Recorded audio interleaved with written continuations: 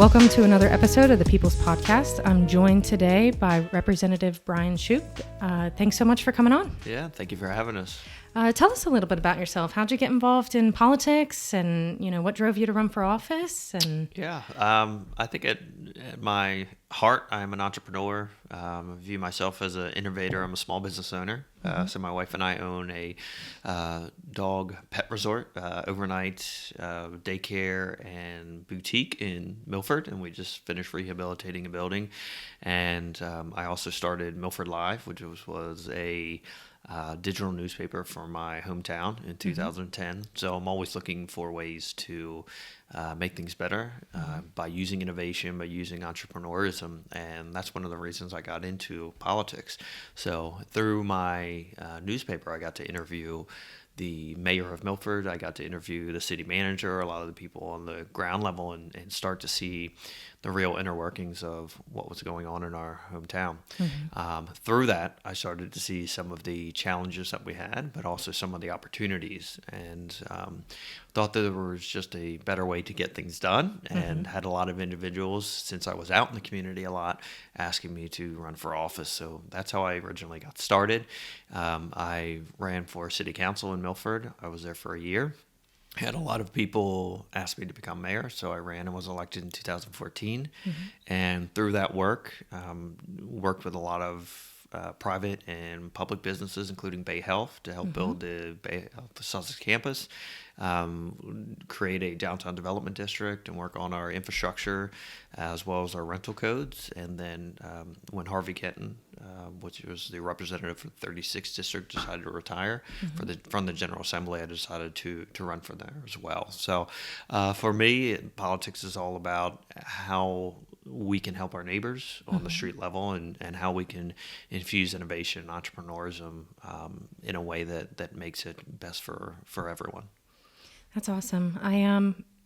I've kind of watched at the type of legislation that you support, and it's always so great to me to see somebody that is a member of the community representing that district and bringing that voice down to Legislative Hall in Dover. And I've spoken with some folks that are elected officials up in Newcastle, and I think coming down this way today, it just seems like there's more that we agree on than disagree on, because more often than not, most communities have comparable problems, and it's good to kind of come to the table, talk about it, hash it out. And it sounds to me like that's kind of what got you involved in the first place, and what drove you to run for an office where you can impact statewide. Yeah, So I think that's absolutely true. One of the reasons I ran to be the mayor of Milford was there was really a dichotomy here of, and it might sound silly to some of your residents, but or to some of your listeners, but to residents in Milford, it was very true. There was two groups of individuals. There was people who had lived here for generations, and there were people who were moving here from out of state that were deemed transplants. And there were two groups that kept, guilty. Yeah. And they were kind of fighting with each other on a global level when it came to how do we make the town better. So before even listening to each other, listening to the ideas, without listening to someone whose family had farmed these lands for generations, and getting their impact of how they could help, or listening to someone who maybe had worked in the finance industry in New York City and listening to their experiences, they would just turn away from each other. And that's one of the things that I think I was most successful with on the ground level, was bringing those two groups together and saying, look, we have a small town, it's only 10,000 people, but we have real challenges at hand. How can we bring the expertise of both of those groups, and individually bring them together, come to the table, and work through this and kind of see where the opportunities lie? And we need to do that on the statewide level as well.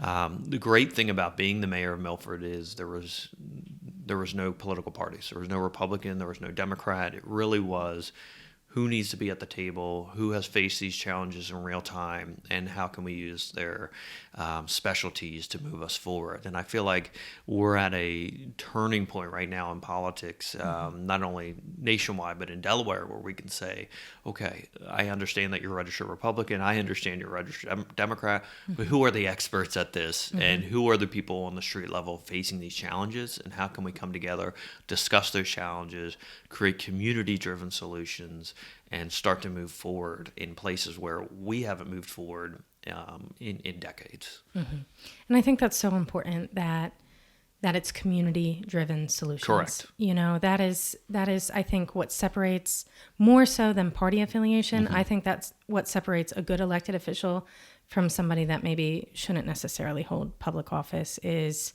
are the solutions that are being brought to the table coming from community members? Are these individuals listening to the problems in their district, and what are they doing to propose, you know, and who are they bringing to the table to propose? So it's so great to hear that, you know, that this isn't, at least, you know, in 2014 going out and, you know, you've lived here and worked here for quite some time, that, again, looking at the legislation that you support, it does genuinely seem like the folks in Milford, and frankly, even some praise up in my neck of the woods, north of the canal. Yeah. But so we're here today to talk about, and I'm kind of making my way up and down the state to talk to some sponsors of some bills. We have seen kind of this national pushback of, there's kind of these two factions at the national level. You know, should voting be a little bit more difficult? Should we make it easier? If we make it easier, are we, you know, kind of inviting problems into the voting process? But I'm here today to kind of get your thoughts. You're introducing HB 146, which is the Municipal Voting Rights Act. Correct. So tell me a little bit about that bill. Where did it come from, and what's the problem, and what's your solution? Sure. Again, I think just what we discussed is, at the national level and even at the state level, we tend to, as lawmakers, kind of run to the sides, the extremes, and say, okay, we're all for more people getting to vote, and we'll forget about maybe possibilities of fraud, or we're against any, more expansion of voting rights because it could cause fraud. And I think what we need to do in the state of Delaware is look at, are there real street level challenges that we have to our voting right here in the state of Delaware? One of these problems I have actually experienced since being the mayor of Milford, and that is double registration through our local municipalities. And what that means is, in the city of Milford, if you are registered to vote in the state of Delaware, you still have to go to City Hall in Milford and register a second time in order to vote in your local elections. So that really, that is, so you have to go to City Hall to register again? Yes, and I'm laughing. It's not really a laughable thing, but I'm laughing because it sounds so silly that it might not even be real. It does sound silly, and it sounds, I'm involved, and I know we talked about this a little. It just seems like, responsible folks make sure they're registered to vote. Yes. I don't think it's reasonable to expect them to know that they would have to register to vote multiple times. Correct. And Correct. So that's crazy. So the local elections would be if you vote for your mayor, you vote for your city council person, or you vote in some sort of referendum. So that may be public works, infrastructure, maybe a new police station, or that sort of thing. So it is what is going to affect you on a daily in your daily life right here in your community. So it's very real. A lot of times it's going to affect your taxes that you're paying from your municipality. So again, it's very real. What's going on is going to affect you the most. And it is very interesting that there is this double registration that's going on. So I looked into it when I was the mayor of Milford, and I felt, well, maybe this is just something odd that happens that Milford does. Sometimes it happens in a municipality, a law that's just passed on generation by generation, and nobody looks into it. So as I became an elected official in the General Assembly, I had some of our attorneys look into it, and we found out that 45 out of the 57 municipalities in Delaware actually still have this double registration going on today. Get out of here. Yeah. That is the vast majority. Yes. The vast majority. And I joke, but I always, laws like this that kind of stay on the books, they almost feel like this incumbent protection program, Sure. And I guess what really caught my attention about this too is traditionally Republicans, I think, and most of our listeners by now know I'm a diehard, registered Republican for life, but we have this terrible reputation that we don't want to make it easier for folks to participate in elections. And so for this bill to be introduced by you, and I'm hoping that it gains, some traction on the Sure. left too. Have you had kind of great feedback from one side or the other or both? Do folks acknowledge that this is a problem? Yeah, I've so usually when you introduce a bill, you also go to the Senate. I'm in the House of Representatives, so you go to the Senate to get a sponsor to carry it over that side should it pass in the House. And Senator Lockman, she is a senator in the Wilmington area, and she is a Democrat. She is going to carry it to the Senate should it pass the House, and be the prime sponsor over there as well. That's so great Yeah. to hear. And I know sometimes, we hear, oh, those darn Newcastle County Democrats, but I think that this is so great. It just seems like a no-brainer. I think, I've referenced this on a couple of other episodes. I jokingly call it the Wawa test, but it's the average person that's standing in line for a cup of coffee. Sure.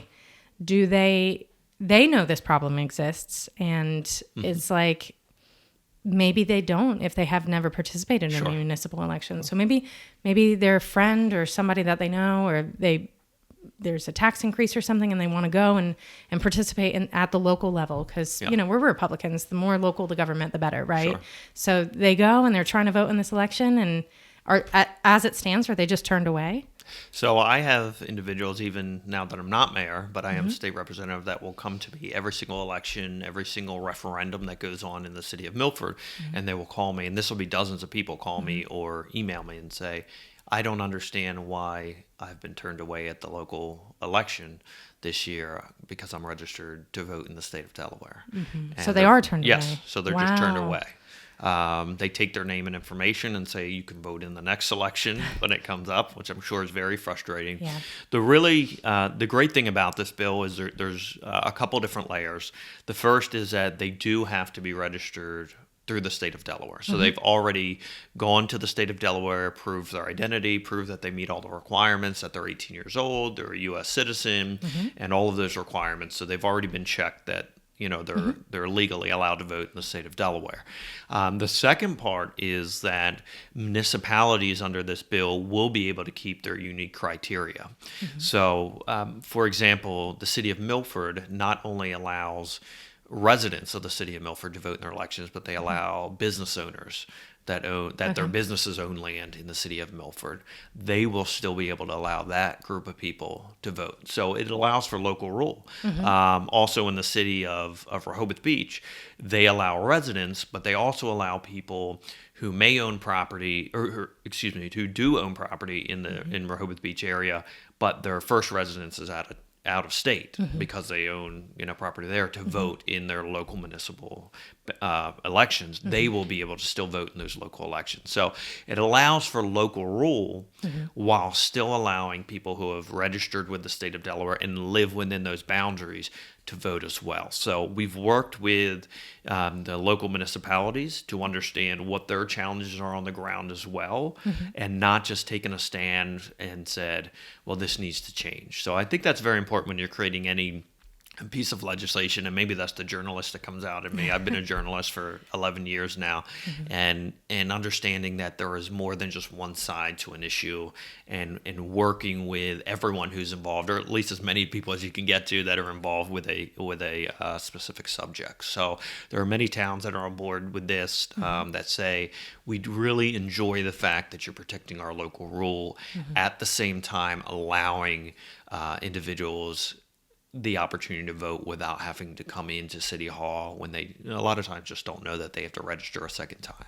Yeah, and that's again, there's certain things that folks will say, oh well, voting, it's a responsibility in certain senses, it's obviously a right, but you should be responsible as a voter. But this just seems like one of those things where even the most responsible of us might not know that there's just that extra step that we have to take. And it doesn't make a ton of sense to me that somebody hasn't addressed this sooner, but I'm happy to hear that a Republican especially is on board trying to make voting easier for folks.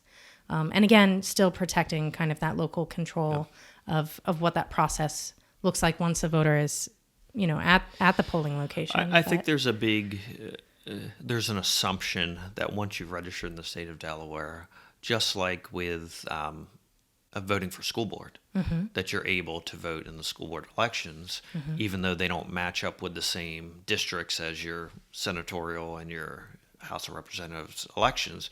You're not going to the schools to register a second time. So why would you be going to your town hall to register a second time to vote in those local elections? So I think there's an assumption. Also, other states do not have this that surround us as well. So if people are moving here from outside of Delaware, they're just not aware of this. And I will give towns credit. Towns do advertise and market and put PSAs out about double registration, that you will have to register a second time. But there's not enough reach for them to get to tens of thousands of people in that time period of the election. So this is a way to be able to say this is a common sense thing that makes sense for if you're registered, if we checked you are who you say you are, that you've met the requirements through the state of Delaware, just like your school board elections, local elections, you can vote in your local towns as well. Yeah, and to your point, I mean, this seems like it'll save taxpayers money as well if the local municipalities don't have to advertise this special, rule that they have, like, oh, come down, there's a second registration that you need to do. If they don't have to worry about that anymore, hypothetically, that'll save at least a little bit of money. I think a little bit. I think on a larger scale, I was talking with someone who has also helped me with the bill a lot, is the director of Department of Elections, Mr. Anthony Alberts. And one of the things he said he's looking forward to is these 45 out of the 57 municipalities that now will be using state rolls for those residents. They will be working directly. They will have help directly from the Department of Elections, and they will have an opportunity to connect the local clerks with the Department of Elections to check election rolls. So you may have heard, and I agree with this, that there has been in the past, there has been election rolls that need to be updated, and they need to be updated sooner than later because a lot of times they're outdated. And this will allow the Department of Elections to work specifically with these towns in their local areas to say, does this person still live here? Is this person deceased? So we will be working to correct those rolls on a local level with all 57 of our municipalities through this process. And I think that is the larger gain from this, is that we will be fixing our voter rolls at the same time while allowing more voters to vote at their local opportunities to vote at their local election sites. That's awesome. And it's not always the most popular thing to say, especially as a Republican, and folks have given me a little bit of grief about it. But I just, I think the more the merrier. If we meet, like you said, if we meet the requirements, if we are over 18, we're properly registered, we're U.S. citizens. To me, my mom's a government teacher, and so voting has always been huge in our house, and participating and getting involved and being good community members. That's just one of the ways to be a good community member. And it's just so great to hear that, folks will be able to see, that sign driving by on their way to the grocery store or whatever and say, oh, we do have an election coming up. Let me make sure that I actually show up, and there's no extra step that they have to take. And, hopefully we get some folks that respond a little bit better to the community, such as yourself. There's obviously, like you said, there's 57 municipalities, so if 45 of them right now are requiring this special registration, hopefully again, just going back to the point that the more local government, the better. And I think the better participation rates, Yeah. the more we'll see folks that represent these communities. And I think there is a lot of challenges on the local levels that with more participation, not only at the polls, but also through people getting involved and more people running for office, you will see more of an impact with positive things happening within your own community than you will on the state level and on the national level. The things that you will experience every day and that will affect your daily life really are within your towns. And that's where we need to get very involved. And that's why I enjoyed being the mayor of Milford so much, because you really could really see a challenge, create a community-driven solution, and within a very short period of time start to see those things really change people's lives. And I think that's where people can get involved. I will tell you, when I ran for city council in 2013, I had to register to vote first with the city crazy. of Milford before I could run for city council. So all of these individuals, when you look for individuals who you may want to support for running for office, because you say, yeah, they're a great, community advocate. Maybe they work for a nonprofit, or they're a school teacher, or they have a small business in town, but they're not on the registered They're not on rolls. the registered So they rolls. can't run for office, even though they live within the municipal boundaries. So right now, the city of Milford has 10,000 people that live in the city limits, and there was maybe 500 people on the voting rolls that voted in the last election. So, the more that we can get those individuals on, and you can see the small business owner, you can see the local teachers, you can see the people that are involved in the community as potential individuals who can run for office and create positive change for your community. I mean, you will really start to see our communities come alive. And I do believe that the key is successful, positive communities that are moving forward are going to make a better Delaware. And I really think that starts from the ground up. And our job at the state level should be creating opportunities to kind of harness that and develop that. Absolutely. And part of the reason I started this podcast and this PAC is I'm out on the street as a campaign staffer, and I see folks that are just so angry all the time. And again, kind of going back to that Wawa test, it's like, if you name the top 5 or the top 10 issues that folks are really upset about, like 9 times out of 10, it has nothing to do with the president of the United States. Like, there is not a whole lot going on in DC. I mean, the good news is, to the listeners, is DC might be dysfunctional, but at least we can take care of home, and hopefully it doesn't feel as dysfunctional here, and we can work together, and we can come together and say, like you said, there's this community problem, and there's also a community-based solution. So it was interesting. When I went door to door the first time and the second time to run for the General Assembly, I would talk to individuals, and they would immediately ask me, "Are you Republican or Democrat?" And that was a lot of them. That was their first question they would ask me. And sometimes, when I would say Republican, I would get the door slammed in my face. For those that didn't slam the door in my face, and we would start to have a conversation, it was great to see the things that we had in common. In our area, I would talk about clean water. I would talk about vocational workforce and creating programs to get people back to work. I would talk about a lot of infrastructure problems and primary care, bringing primary care doctors to the area. And for primary care, for infrastructure, and for clean water, Republican and Democrat doesn't matter. It matters who has the solutions, or who's going to help create solutions to get those things to improve. And once I would talk to individuals, that whole label of whatever party you're identified with was wiped away. And I think that's really what we need to do.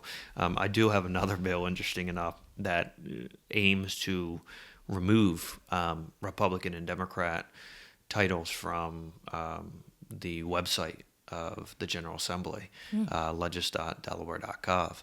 And that is, in my opinion, because legis.delaware.gov is a government website. It is not a political website. It is not a campaign website. It is, here is your General Assembly. Here are your senators. Here are your representatives. Here are how they are serving you. And you should be able to understand them through the lens of government, not through the lens of politics. So that'll be interesting. That just went out for sponsors. That sounds wonderful. Yeah. And again, folks have called me, oh, you're a rhino. And it's like, no. To your point, a lot of folks don't realize the two major political parties, any major political party, that's a private business, technically. Yes. And, what's good for that private company might not be the best way to govern. And I think kind of that focusing on the things that divide us, again, it's great for fundraising. It's great for getting out the vote. It does not help when you're actually trying to propose solutions. Sure. And I hope that bill goes somewhere. I hope that folks, we've seen it in other states. Washington State, as an example, they don't even have their folks register one way or the other because hypothetically it forces elected officials to talk to everybody instead of just kind of narrowing their scope and appeasing their base. And anything that combats kind of that extremism, I think is the healthier direction to go. Because again, even if you take the most extreme amongst us, I still think we agree on more than we disagree on. I agree with that. And I think the issues, to your point, that the ones you just named, clean water, an environment where folks can have really great paying jobs and be proud of where they work, all of these things, that's not Republican, that's not Democrat. It should just be good governing. And it's great to hear. Hopefully that bill goes somewhere. But usually towards kind of the end of every episode, not to catch you off guard, and if you want a second to think about it, that's totally fair. I ask folks, if they could shout one thing from the rooftops, be it about this issue or any other issue. To the folks listening, Delawareans, surprisingly enough, have been tuning in. So if there's something that you could say kind of to the masses, what would it be? I think the overall thing that I try to talk with everyone about is to be open-minded and listen to everyone that you run into every day throughout your day, and proactively go out there and try to meet people that you wouldn't run into in your daily routine. There's a lot of lessons to be learned in kind of getting outside of your comfort zone, and that's what I try to do, and I think it's very healthy for everybody to try to do that. I'm very fortunate. I live in Sussex County. My business is in Kent County, and my other job with the digital newspapers in Wilmington. So I get a great diverse kind of look across the state every day, and I try to stop and talk with people on the sidewalk or in the cafe, no matter who they are, or when I'm just walking down the street, and find any reason to talk with them, any commonality, just to hear them. And it's surprising how much people open up and talk about their lives and talk about what they're going through. And I think the more that we can listen as individuals, we can just understand more about life in general, but also about our own life as well, and about our own challenges. And I think that's what we really need right now, is just to kind of understand each other a little bit more. That doesn't mean that we don't have our own convictions. It doesn't mean that we don't have our own kind of standards of way that we want to do things. But it means that we're open to constantly learning, and we're open to constantly evolving in kind of our worldview. And I think that's very important. And I try to do that with all aspects of my life, whether it's from other people or even with my children as well. I have both of them in August will turn 2 and 5. And I can tell you, I've learned just as much from them, if not more, than I've taught them myself. And I think that's really important, to find the lesson in every day.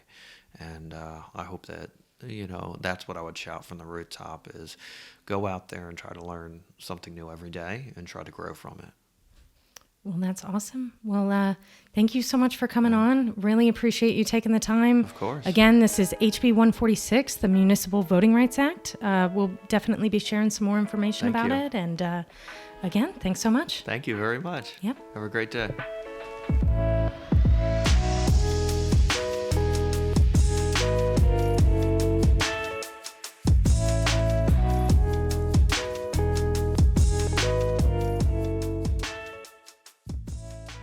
The People's Podcast is paid for by the People's PAC. To learn more, please visit elections.delaware.gov.